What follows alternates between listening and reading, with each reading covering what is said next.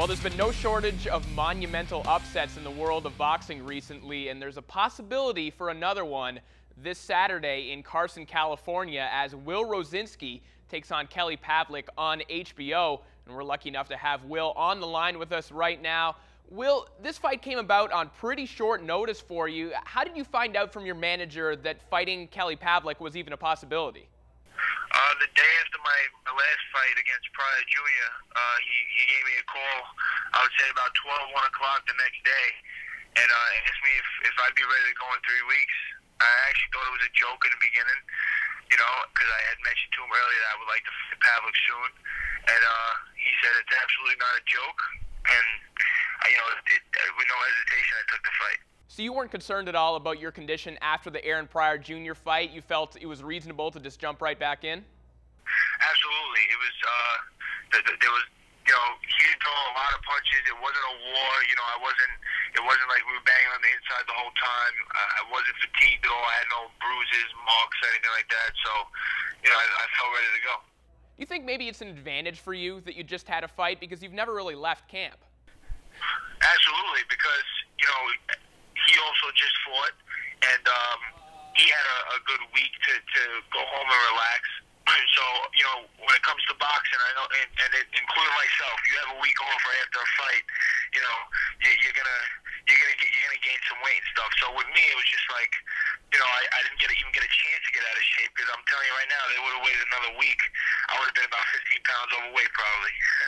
When you were talking to your manager last month, and you said you wanted to fight Kelly Pavlik, was it just wanting to fight Kelly Pavlik, the name, or was there something that you saw in the Scott Sigmon fight that made you think you could beat this guy?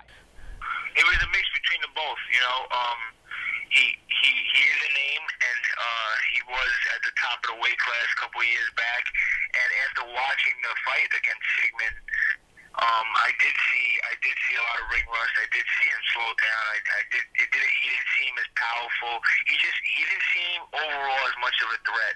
And it was just, it's just me talking really. I didn't think it was going to come true, but it was just me brainstorming and saying, this would be a good guy to fight. Because he's not where he was. He has a big name in the division. He's moving up in weight class. So right where I want to be at 168. So it just seemed like a well-fit fight for me to take. Pavlik's camp has negotiated a catch weight at 169 pounds now, and he's had well-documented troubles in training. Do you see that as an indication that maybe Kelly's having some trouble with his weight? Absolutely. It looks a lot different between 169 and 170, and I think, they bought it, they're trying to get an extra pound. I mean, if he just went at 168, it's a week and he's in such great shape, why would they take it at 169? It doesn't seem like much, but that speaks volumes to me. Well, in his comeback, so to speak, against Scott Sigmon and Aaron Jaco, he's basically been able to walk those guys down and do whatever he wants. Is the plan for you to maybe reverse those roles and get him out of that comfortable tempo that he's been fighting in? That's the main objective, is control the pace.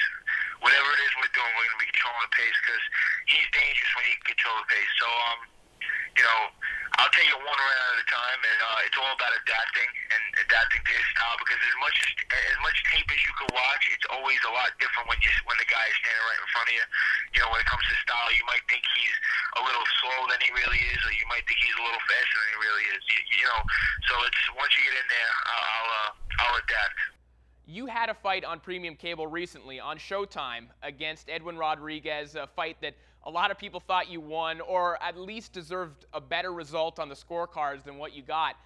Is the fact that you got this fight, one of the biggest matchups in the super middleweight division on HBO, is that consolation for what happened against Edwin? Does it kind of erase that a little bit?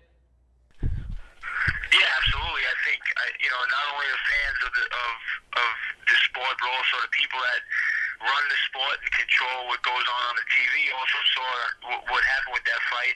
They saw it was a competitive fight, and it's good for TV. I think my style is good for TV. The aggressive style is a fan-friendly style, and they know people are going to enjoy watching. That's what it's all about. It's all about entertainment. So I think it was a mixture of them seeing the fight with Rodriguez and also knowing that a fight against Pavlik will make for good TV. Are you walking proof then that losses aren't a death sentence in boxing as long as you put on good performances? To a point, yeah.